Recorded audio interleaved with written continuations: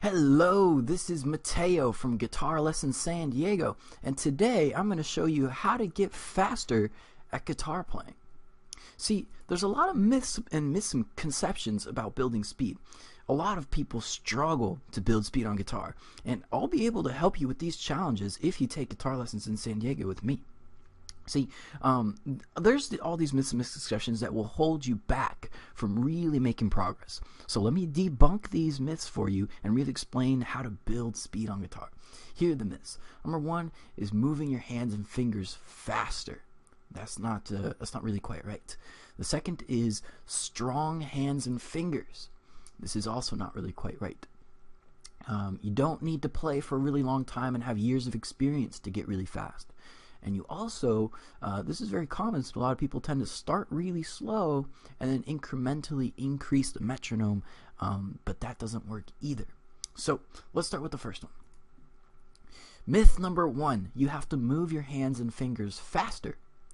Well, what you really need is synchronization between your left and right hands. So imagine two cog wheels spinning. See, they need to be perfectly positioned in order for them to spin quickly, and if they're slightly out of alignment, then they're going to grind together and not move.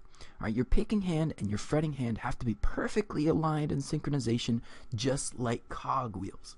This has to happen. Myth number two, you have to have strong hands and fingers. Now, this is actually really bad if you try to do this. See, you have to relax your hands. If you try to push hard through the tension that will build up, it's only going to cause problems. You're going to get hurt. So imagine if you're lifting weights and never let the weight down to relax your muscle. How are you possibly going to build strength? That's like, holding and pushing harder and harder and harder. That's what people generally do when they try to build speed. And it doesn't work. So muscle is gained by flexing and relaxing. Flexing and relaxing, flexing and relaxing. Just like building speed with guitar, you need to play one note and then relax, and then another note and then relax. And that's how you can sustain playing for really long periods of time without getting tired. All right, but here's the thing, is the relaxation process must happen in a microsecond between notes. So you have to train for this to happen. Okay, so it's not something you have to start slowly, obviously, at first. It's very, very slow. You go one note, relax. Another note, relax. And then eventually, once you build speed with the metronome, with the strategies that I'll show you, this is how that you can get really, really, really fast, by microsecond relaxation between notes. The next myth, number three, you have to play for a really long time, 20 plus years in order to get really fast. And that's not true. A lot of people believe that only the best guitar players who've been playing, for a really long time can build a lot of speed, but that's not true. You just need a system of strategies, and there are many for building speed. So I'm going to explain a few of these techniques in the next section. You need a system of strategies, not just one or two, but you need multiple. So here they are. Myth number four, you have to start slow and incrementally increase the metronome speed. Now this can work, if you're just starting to learn a simple song and you just want to kind of like, get it a little bit faster. This kind of helps maybe 50 or 100, extra beats per minute on the guitar. Just a little bit of speed can be built like this. But as soon as you start to go faster, this isn't a very effective approach to build a lot of speed. So yeah, it works on a basic level, but it won't get you massive speed. So in order to build a lot of speed, you must do a mix of the following strategies. All right, you need speed bursts and pauses. Sometimes play really, really fast and stop. Really, really fast and stop. Really, really fast and stop. And that's a really good strategy. The next is a combination of short and long segments. Sometimes you'll be playing, just 3 or 4 notes. And then sometimes you'll be playing like a huge, long 20, 30, 40, 50 note thing, and you need to be able to sort of combine those two